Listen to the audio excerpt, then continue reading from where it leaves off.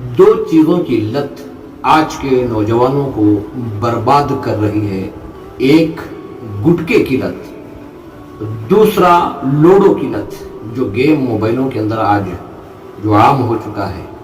اے نوجوانوں، ذرا اپنی زندگیوں پر غور کرو، کیوں ایسے کھیلوں کے اندر مبتلا ہو رہے ہو جس کے ذریعے تمہارا وقت بھی برباد ہو رہا ہے اور تمہاری جوانی بھی اور تمہاری آخرت بھی برباد ہو رہی ہے۔ کیا ثابت کرنا چاہتے ہو؟ وہ ماں باپ جنہوں نے ایک امید لے کر تمہیں پالا ہے، پرورش کی ہے، بڑی قربانیاں دی ہیں انہوں نے، اگر گھر کے کسی سدسیہ کا انتقال ہو جائے یا وہ بیمار پڑ جائے، کیا تم دعا کرنے کے قابل ہو؟ کیا تم نے دعاؤں کو سیکھا ہے؟ ہمارے ماں باپ کے لیے ہم نے آخرت کے لیے کیا ذخیرہ تیار کیا، کیا تیاری کی ہم نے؟ اور میں ان ماں باپ سے بھی یہ گزارش کرنا چاہتا ہوں، اپنے بچوں پر نظر رکھو، اپنے بچوں کو پہچانو، اپنے بچوں کو بچاؤ دنیا اور آخرت کی رسوائی سے۔ یہ گٹکے کی لت، یہ موبائلوں کے اندر کھیلنا، معلوم ہو رہا ہے کہ ان کا کوئی رہبر نہیں ہے، معلوم ہو رہا ہے ان کا کوئی ذمہ دار نہیں ہے۔ خود ذمہ دار بنو۔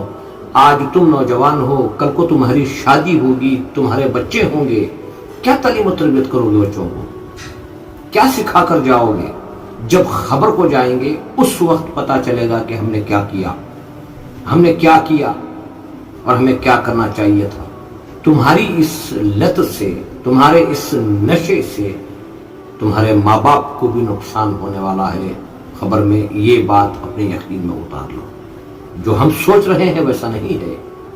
ہم یہاں کھیل کود کے لیے، منمانی کے لیے، اپنی خواہشات کو پورا کرنے کے لیے نہیں، ہم یہاں امتحان کے لیے آئے ہیں۔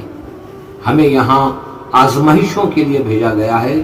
ہم اس آزمائش میں پاس ہوں گے، مگر کھیل اور گٹکے کی لت سے نہیں۔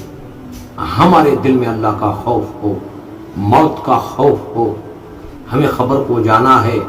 حشر کے میدان میں اللہ سبحانہ و تعالیٰ ہمیں کھڑا کرے گا اور سوال کرے گا، پوچھے گا، ہمیں اس کا جواب دینا ہے۔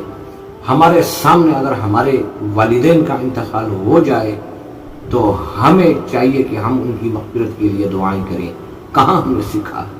میں نوجوان طبقے سے عاجزانہ گزارش کرتا ہوں، اپنی زندگی کو بچاؤ، اپنے آپ کو بچاؤ، ورنہ کل کو پچھتاؤ گے، کوئی مدد کے لیے نہیں آئے گا۔ یہی حقیقت